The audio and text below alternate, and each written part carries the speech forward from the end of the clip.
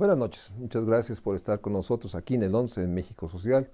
Y como han visto, México Social decidió construir una serie de programas para aprovechar la enorme oportunidad política de poder contribuir, abrir un diálogo, debate lo más amplio posible sobre el Plan Nacional de Desarrollo 2430. Por eso agradezco mucho al profesor emérito Rolando Cordera, fundador del programa Universitario de Estudios de Desarrollo, que esté aquí para hablarnos de eso. Pero antes de eso, Rolando, agradeciendo, este programa también lo quiero hacer para dar testimonio y hacer un reconocimiento, homenaje a Carlos Tello. Qué bueno, María Luis, pues yo me uno a ese Compañero, homenaje. investigador y sin duda un amigo fraterno tuyo. Entonces, este programa es para dar cuenta de un economista y un funcionario público y un ser humano excepcional, profesor también emérito de la Facultad de Economía. Entonces, a través de este programa México Social, Canal 11 y obviamente Rolando Cordera, es hacer el reconocimiento a un ser político, económico, de enorme claridad, de enorme trascendencia. Por eso aprovecho para Qué decir, bueno, María ¿no? Luis. Sí. Empecemos por esa parte, Rolando. ¿Cómo percibes centro de que hoy el gobierno, el nuevo gobierno, está en la posibilidad de construir un plan nacional de desarrollo? Bueno, está la obligación de hacerlo, porque así lo marca la Constitución y la ley. No se ha hablado de eso. La presidenta, como le dicen, virtual, que no tiene nada que de virtual, pero en fin, Claudia Sheinbaum ha hablado de muchas cosas, no de esto. Estamos en espera de una declaración sobre Sí, esto. aunque no necesariamente lo puede hacer ya cuando tome posesión de su cargo. Pero más allá de este silencio que es temporal, lo que a mí me ha llamado la atención, a lo mejor es problema de prurito, por estar relativamente alejado del proceso político concreto, me ha llamado la atención la falta de atención de los actores políticos, pero más allá de ellos, de buena parte de la sociedad, organizada o no organizada, a esto que llamamos la economía. Da la impresión de que o simplemente les aburre, y yo pues lo entendería, Sí. solemos ser muy aburridos, o les saca de onda los mensajes lúgubres, que también pues son atributos de nuestras disciplinas, ¿no? Así la bautizaron a la economía en el siglo XIX los ingleses, el historiador creo que Macaulay o Macal o algo así, que dijo que la nuestra era la ciencia lúgubre. Claro, en aquella época estaban las sociedades modernas conmovidas por las terribles profecías del monje Malthus, ¿no? Que hablaba de que la humanidad no tenía remedio, digamos, para decirlo rápido. Bueno, aquí tenemos problemas, tenemos gente muy capacitada para ubicarlos, medirlos, incluso buscar maneras de las menos dolorosas posibles de superar los problemas actuales, no los futuros, sino los actuales. Y sin embargo, la discusión sobre la economía, sobre la política asociada a la economía, lo que llamamos política económica, etcétera, es, para decirlo suavemente, muy parca. Nadie da un paso adelante. Permitimos que el presidente de López Obrador celebre un día sí y otro también cómo le va de bien, cómo lo ha hecho bien su gobierno, incluyendo ahí la economía, cuando pues los datos de los organismos encargados de esto, no los que formamos tú y yo, los Sí. organismos oficiales definidos por el Estado, pues nos dicen lo contrario, ¿no? Todavía nos están diciendo ahora que se desaceleró la economía de nuevo, lo que significa que no se crean empleos y probablemente significa también que se pierden empleos. ¿En qué magnitud? Bueno, están ya documentando lo INEGI y tendrá que hacerlo Coneval, porque en nuestro país la pérdida del empleo quiere decir acercarse o caer de plano en la pobreza, porque aquí no hay seguro de desempleo. La gente vive de su trabajo, porque de ese trabajo deriva lo principal de sus ingresos. Si pierde ese trabajo, lo principal de sus ingresos se pierde. Y bueno, pues ahí los tienes, sobre todo a los jóvenes, yéndose a esto que suavemente otra vez llamamos la economía informal, que es la economía de lo que sea, es ocupación más que empleo, pero que no asegura nada, ¿no? No asegura al trabajador, no le asegura acceso a la salud pública y no, obviamente no le asegura ingresos, ¿no? Esa es la famosa economía informal en la cual están ocupados pues la mitad de los mexicanos trabajadores, ¿no? Bueno, quizás aprovechando tu convocatoria, lo que deberíamos hacer es hacer un gran esfuerzo por proponerle al nuevo gobierno y a la sociedad, organizada o no, pues algunos, si no objetivos, para no sonar tan pretenciosos, a algunos propósitos del nuevo plan de desarrollo, de desarrollo que yo creo que debe hacerse de la mejor manera, ¿no? Yo creo que deberíamos volver los ojos a esto que estamos hablando ahorita. ¿Para qué son las economías? ¿Para qué es esto que llamamos la economía? ¿Para qué? ¿Para qué la queremos? Bueno, para que nos dé trabajo.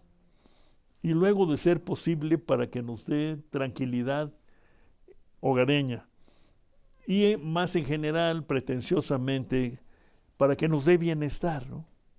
Bueno, preguntémonos qué tipo de economía requiere este país ya tan grande, 130 millones de habitantes, para tener trabajo, que este trabajo sea remunerativo y para acercarnos a una situación que la mayor parte de los mexicanos no tiene y que llamamos de tranquilidad, seguridad y bienestar. Como ha dicho aquí sí la presidenta en su campaña, de prosperidad compartida, más que calificarlo compartida para los más, para las mayorías que no logran dar el salto decisivo a niveles de vida que nos permitan hablar de que nuestra sociedad está empezando a ser una sociedad de bienestar para todos, ¿no? Eso no lo tenemos, y en las expectativas para el fin de este año y lo que queda y lo que va a ser 25 no hay nada. Déjame preguntarte, rumbo al Plan Nacional de Desarrollo y esperando que haya la convocatoria y las mesas de trabajo y los espacios, ¿cuáles serían para ti temas centrales que deben estar en estas mesas o espacios de diálogo? ¿Cuáles son esos temas? Bueno, de entrada, empleo y remuneraciones del empleo. Ya hablemos de eso ya abiertamente. Más allá del salario mínimo que sea... Sí, claro que el salario mínimo es fundamental porque hoy por hoy, dicen los expertos, la mayor parte de los que trabajan obtienen el salario mínimo o un salario mínimo y medio. Que está bajo la línea de pobreza. Tenemos que hablar de eso, ¿no? Y luego tenemos que discutir cómo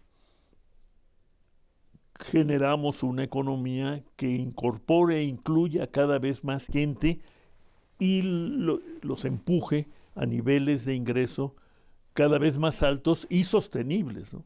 Entonces, el primer tema sería empleo y crecimiento. Así es. Ese para mí debería ser la principal preocupación, sin desmedro de lo que nos ha ocupado, María Luisa, a ti, a mí y a muchos más, que es pobreza, desigualdad, etcétera.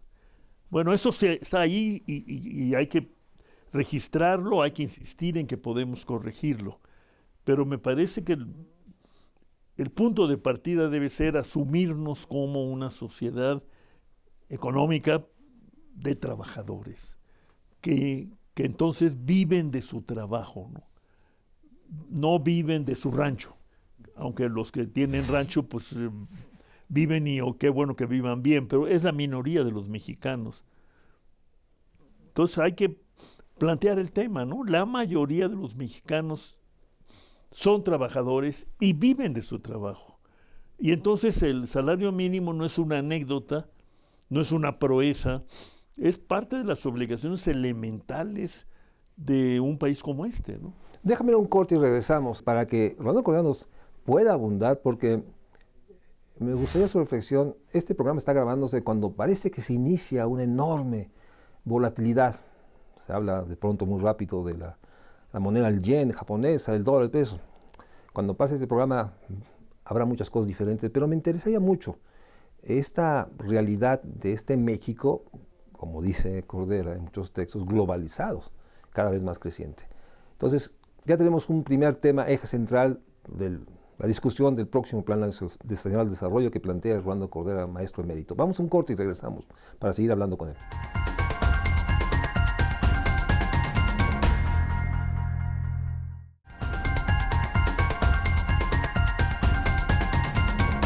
Gracias por seguir con nosotros aquí en México Social del 11. Estamos hablando con el profesor emérito Rolando Cordera, sin duda una de las voces y uno de los autores de las reflexiones y el diálogo. Y déjeme reiterar, este programa lo hacemos en homenaje, reconocimiento y recuerdo a un gran economista universitario, Carlos Tello, que recientemente falleció. Rolando, hablabas de que una de las ejes centrales, o el eje central, sea crecimiento y empleo.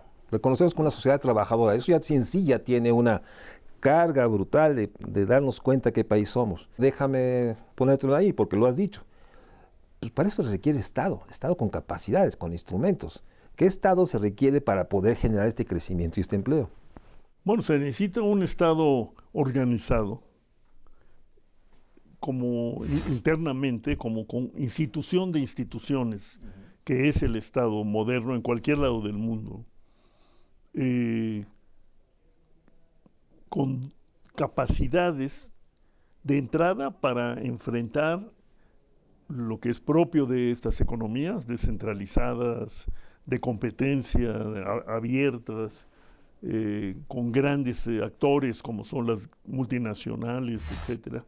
Se necesita un Estado con capacidad de introducir elementos regulatorios en este mar siempre proceloso que es la economía internacional, y con capacidad para intervenir y evitar que los ciclos económicos afecten en demasía a los más vulnerables. Y esto supone un Estado con capacidad de previsión, de estudio, de conocimiento de la sociedad, que lo llamamos planeación, los muy antiguos, y un Estado con capacidad de gastar. Bueno, el Estado mexicano actual ni tiene capacidad de planeación, incluso desafortunadamente el presidente actual renunció a ese ejercicio, que es un atributo y una obligación del Estado, la planeación. No lo hizo. Sus razones habrá tenido, ya pasó el tiempo. Pero tenemos que tener un Estado con esas capacidades y con capacidad de intervenir en lo más elemental, que es fundamental, que es el gasto. Si queremos una sociedad en donde la prosperidad se comparta, bueno, el Estado tiene que hacerse cargo de lo básico en materia de salud y en materia de educación. Y no está ocurriendo tal cosa, entre otras, porque no tienen recursos suficientes ni en materia de planeación, previsión, etcétera, ni en materia de compensación y apertura de nuevas circunstancias para los mexicanos, ¿no? Entonces, el gran tema del Estado capaz, que el Estado que va más allá del Estado necesario, ¿no?, es el tema de su organización, sus relaciones con el resto de la sociedad y su capacidad de intervención, que suponen capacidad de gasto. A esto hemos renunciado, María Luis, tú y yo, sí, y muchos más. Bueno, tenemos que recuperar esas cuestiones que parecen muy antiguas, pero que forman parte del escenario moderno, del escenario actual, más que moderno o no moderno, del escenario actual en las grandes formaciones económicas que forman el mundo, ¿no? Nosotros tenemos que, si somos tan globales y queremos tanto estar en el teatro del mundo, bueno, hagámonos cargo de lo que el teatro del mundo está poniendo en escena. Y lo que está poniendo en escena es lo que tú has dicho, las capacidades del Estado. Y yo creo que en nuestro caso tenemos que empezar por reconocer que las capacidades del Estado, que nunca fueron muchas, han sido mermadas y hay que recuperarlas. Y entonces hay que... La exigencia, la defensa, el ejercicio de la democracia al que nos hemos dado en lo que va del siglo, debe incluir el tema del Estado social democrático.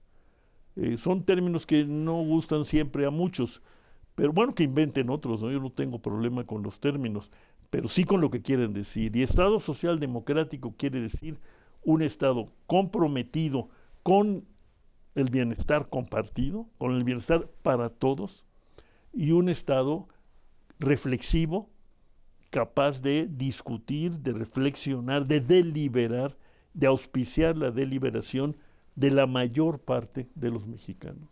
En ese sentido, bueno, crecimiento de empleo, el estado del Estado, sus capacidades para poder regular, poder intervenir, pero después está otra dimensión que sin duda demanda la economía.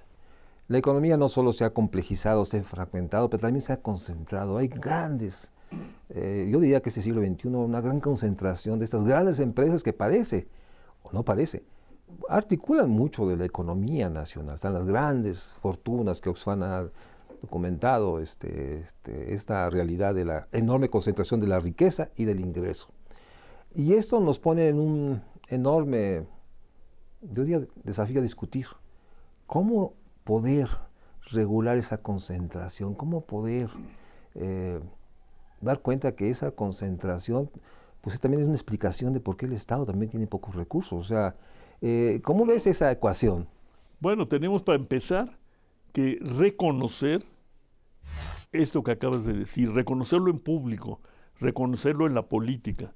La economía que ha resultado de tantos cambios, tantas crisis, tantos planes, es una economía muy concentrada, con excesivos grados de concentración en la riqueza, que quieren decir concentración en el poder económico.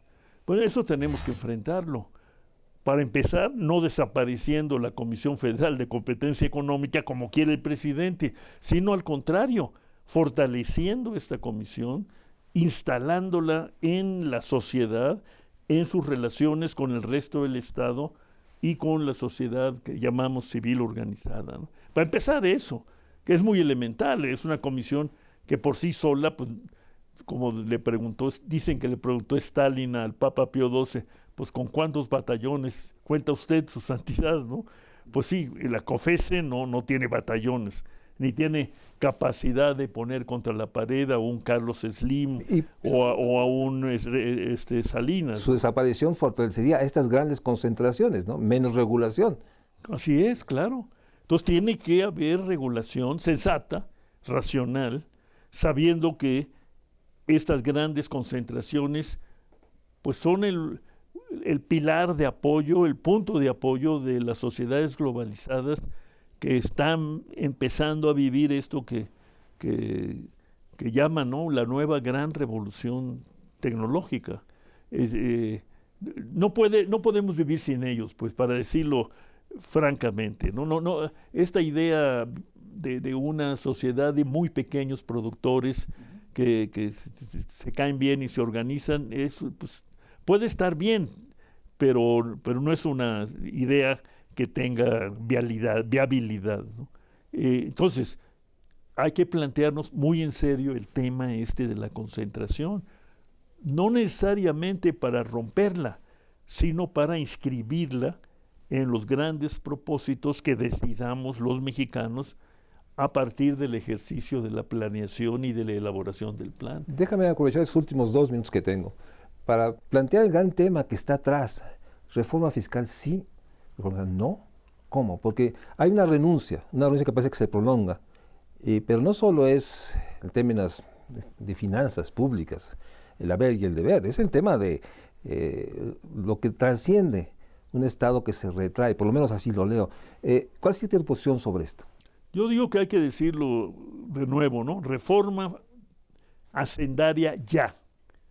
Y para empezar, reforma tributaria, reforma fiscal, que los que más tienen paguen más en proporción a su ingreso y en relación a los nuestros, ¿no? Sí. Hoy, digamos, nosotros los profesores universitarios, incluso los privilegiados, como es mi caso, pagamos un porcentaje de nuestros ingresos muy parecido al de los grandes capitanes de la finanza y la riqueza. Bueno, pues eso hay que revisarlo. Y hay que llevar a cabo una reforma tributaria que auspicie la equidad, pero que sobre todo dé recursos al Estado para los fines mayores, que son los de la equidad, del bienestar y la protección de los más vulnerables, ¿no?